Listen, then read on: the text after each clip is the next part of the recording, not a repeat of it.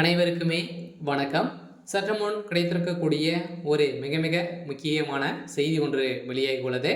சற்று முன் குற்றவாளி பின்னால் இருந்த யார் அந்த சார் உதயநிதி தான் அப்படின்ற மாதிரி செய்தி வெளியாக இருக்கு. இப்போ ஆதாரமும் லீக் ஆகிருக்கக்கூடிய நிலையில் தான் இப்போ அண்ணாமலை அவர்கள் வந்து இந்த பாலியல் விவகாரத்தில் சிக்கிய அமைச்சர்கள் பேசிய ஆடியோக்கள் அனைத்துமே வெளியிட்டிருக்கக்கூடிய நிலையில் தான் இப்போ திமுகவில் பெரும் பரபரப்பை வந்து ஏற்படுத்தியிருக்கு. ஸோ அதில் இப்போ குற்றவாளியாக கைது செய்யப்பட்டிருக்கக்கூடிய ஞானசார் அவர்கள் கொடுத்த வாக்குமூலத்தாலும் அவருடைய போனியல் மூலமாக கலெக்ட் பண்ணியிருந்த கால் ரெக்கார்டும் வந்து பார்த்தீங்கன்னா இப்போ அண்ணாமலை அவர்கள் வந்து கையில் இருக்கக்கூடிய ஆதாரத்தால் இப்போ அதிரடி லீக் செய்திருக்கக்கூடிய நிலையில் தான் இப்போ அதிரடியாக திமுக இருக்கக்கூடிய முக்கிய புள்ளிகள்லாம் வந்து சிக்கியிருக்காங்க.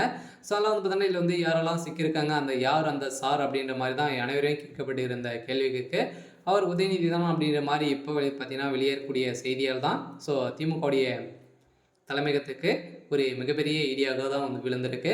இதை பற்றி இந்த வீடியோவில் பார்க்கலாம். அதுக்கு முன்னாடி நம்ம சேனலுக்கு வந்து இப்போ தான் நீங்கள் முதல் முறையாக வந்திருக்கீங்க அப்படின்னா மறக்காமல் நம்மளுடைய சேனலை சப்ஸ்கிரைப் பண்ணி சப்போர்ட் பண்ணுங்கள். வாங்க வீடியோக்குள்ளே போகலாம். அனைவரையுமே வந்து பார்த்தீங்கன்னா சமீப காலத்தில் நடந்த அண்ணா பல்கலைக்கழகத்தில் நடந்த நிறைய பெண்களை வந்து பார்த்தீங்கன்னா சீர்கழித்த திமுக சேர்ந்த குற்றவாளி ஞானசார் அவர்கள் வந்து பார்த்தீங்கன்னா கைது செய்யப்பட்டிருக்கார் இல்லையா. அவர் செய்த சம்பவத்தால் அதுக்கு உறுதுணையாக இருந்த திமுக சேர்ந்த அமைச்சர்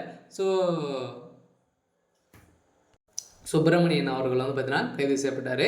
அதைத் தொடர்ந்து உதயநிதி ஸ்டாலின் அவர்களுக்கும் இதில் வந்து தொடர்பு இருக்குது அப்படின்ற மாதிரி தான் செய்தி வெளியே இருந்துச்சு.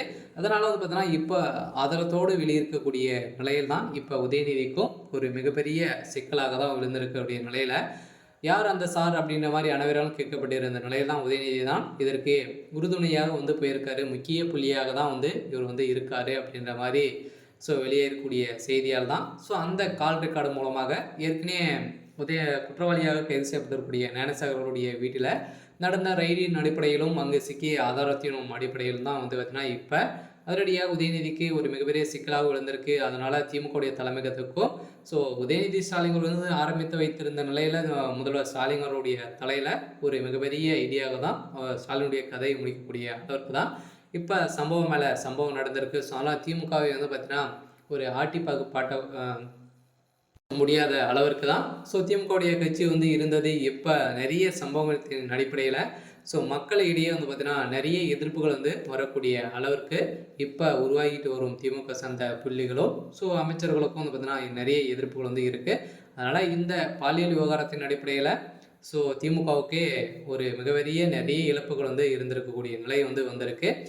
இருந்தாலும் என்ன நடக்க போகுது அப்படின்றத வெயிட் பண்ணி பார்க்கலாம். இது மாதிரி செய்திகளை தெரிஞ்சுக்கணும் அப்படின்னா மறக்காமல் நம்மளுடைய சேனலை சப்ஸ்கிரைப் பண்ணி சப்போர்ட் பண்ணுங்கள். தேங்க்யூ.